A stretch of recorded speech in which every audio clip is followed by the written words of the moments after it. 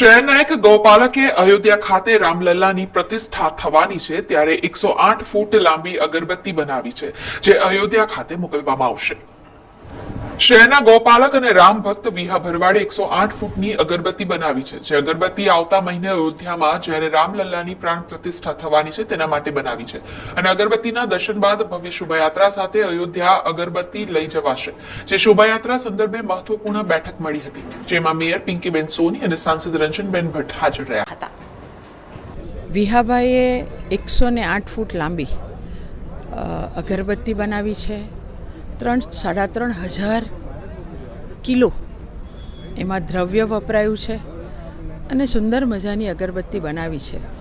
એ અગરબત્તીને આપણે વડોદરાથી અયોધ્યા ભગવાન રામલલ્લાની જ્યારે પ્રાણ પ્રતિષ્ઠા અયોધ્યા મંદિરે થવાની છે અને આપણા વડાપ્રધાન આદરણીય નરેન્દ્રભાઈ મોદીજી દ્વારા 22મી જાન્યુઆરીએ આમ ખૂબ મોટો કાર્યક્રમ ભવ્ય થવા જઈ રહ્યો છે ત્યારે તો એના માટેની આજે પૂર્વ તૈયારીના ભાગરૂપે વ્યવસ્થા કેવી રીતે કરવી જોઈએ એની આજની આ બેઠક હતી અને ખૂબ સારા સૂચનો બધા દ્વારા મળ્યા છે।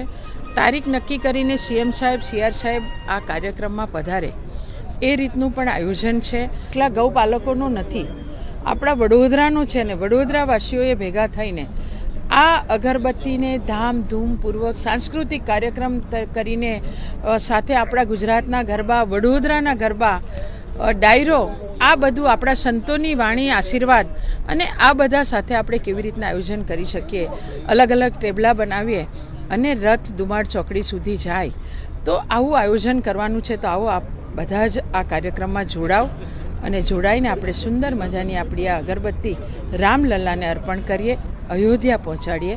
સૌને જય શ્રી રામ। અને વડોદરાનું આ દ્રવ્ય ત્યાં ભગવાન શ્રી રામના મંદિરમાં ને પરિસરમાં જ્યારે ફેલાનાર છે ત્યારે ખરેખર વડોદરા માટે ગૌરવની વાત છે।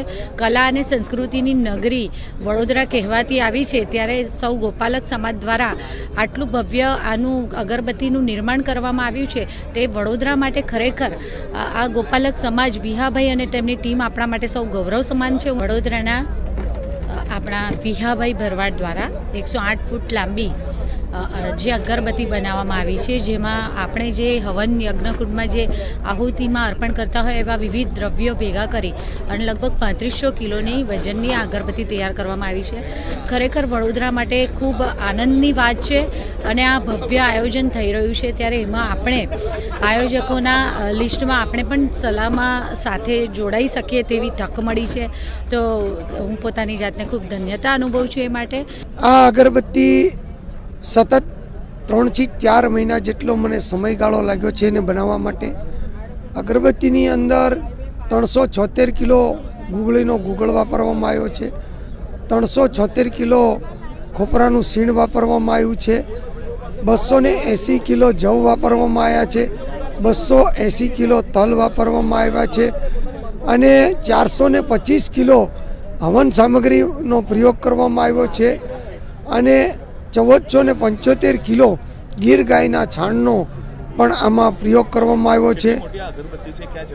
આ અગરબત્તી 108 ફૂટ લાંબી છે, 3.5 ફૂટ એની ગોળાઈ છે જાડી અને વડોદરાથી ભવ્ય શોભાયાત્રા સાથે આ અગરબત્તીને અયોધ્યા લઈ જવામાં આવશે અને ત્યાં પ્રભુ રામને અર્પિત કરી અને પ્રજ્વલિત કરવામાં આવશે।